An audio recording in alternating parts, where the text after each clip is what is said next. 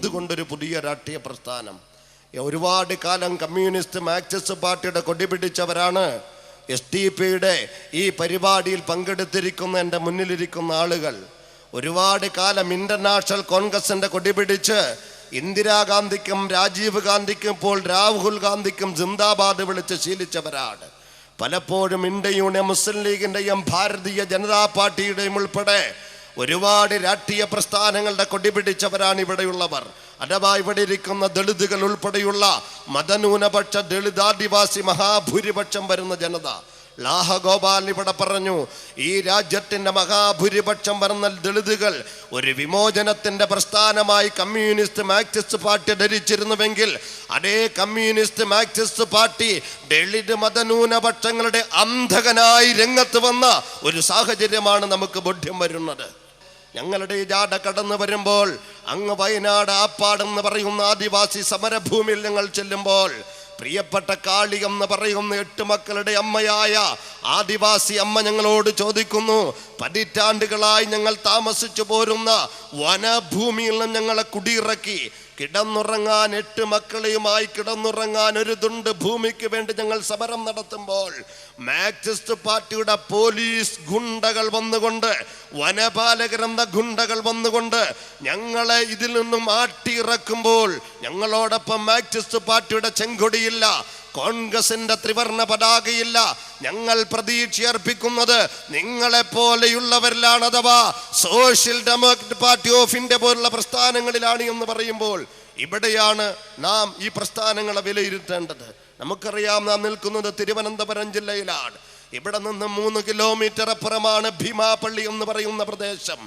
ഗുജറാത്തിൽ കൂർപ്പ് കൈകളോടെ RSSന്റെയും നരേന്ദ്രമോദിയുടെയും പോലീസിന്റെ മുമ്പിൽ ജീവന് വേണ്ടി യാചിച്ചു കൊണ്ടിരുന്ന കുത്തുബുദ്ദീൻ അൻസാരിയുടെ ഫോട്ടോ ഇങ്ങ് തിരുവനന്തപുരത്തിന്റെ അട്ടക്കുളങ്ങരയിലും അതുപോലെ മലപ്പുറത്തിന്റെ മഞ്ചേരിയിലും ഉൾപ്പെടെ ഒട്ടിച്ച് മതന്യൂനപക്ഷങ്ങളുടെ വോട്ട് തേടി അധികാരത്തിൽ വന്ന മാർക്സിസ്റ്റ് പാർട്ടിയുടെ പോളിറ്റ് ബ്യൂറോ മെമ്പർ കേരളത്തിന്റെ ആഭ്യന്തര വകുപ്പ് മന്ത്രിയായിരിക്കുമ്പോൾ ഈ ഭീമാപള്ളിയിൽ 6 മുസ്ലിങ്ങളെ വെടിവെച്ച് കൊന്നിട്ട് എന്തിനാണ് വെടിവെച്ച് കൊന്നതെന്ന് ഇന്ന് വരെ കേരളത്തിന്റെ ആഭ്യന്തര വകുപ്പ് മന്ത്രി പറഞ്ഞിട്ടില്ല.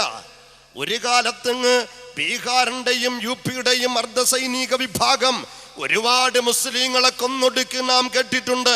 പക്ഷേ അതിനവർ ചില കാരണങ്ങൾ പറഞ്ഞിരുന്നു. നരേന്ദ്രമോദിയുടെ ഗുജറാത്തിൽ വരെ തീവ്രവാദമെന്ന ഇല്ലാ ന്യായമെങ്കിലും പറഞ്ഞിരുന്നുവെങ്കിൽ മാർക്സിസ്റ്റ് പാർട്ടിയുടെ പോലീസ് 6 പേരെ വെടിവെച്ച് കൊന്നിട്ട് എന്തിനാണെന്ന് ഇന്ന് വരെ പറഞ്ഞിട്ടില്ല. ഇത് കേരളത്തിലാണ് നടന്നത്. കേരളത്തിന്റെ മുഖ്യമന്ത്രി പറഞ്ഞിട്ടില്ല, കേരളത്തിന്റെ DGP പറഞ്ഞിട്ടില്ല. തിരുവനന്തപുരത്ത് സർവകക്ഷി യോഗം വിളിക്കുമ്പോൾ കേരളത്തിന്റെ മുഴുവൻ രാഷ്ട്രീയ പ്രസ്ഥാനങ്ങൾ ഞാൻ കൃത്യമായി പറയുന്നു.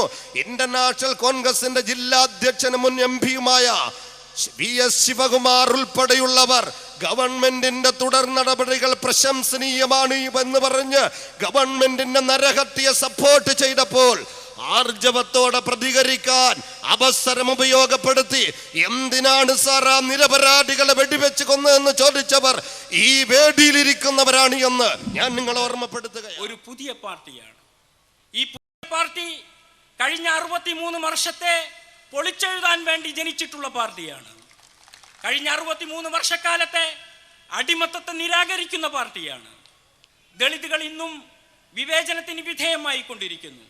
മുസ്ലിങ്ങൾക്ക് അധികാരത്തിലേക്ക് അടുക്കാൻ സാധിക്കുന്നില്ല.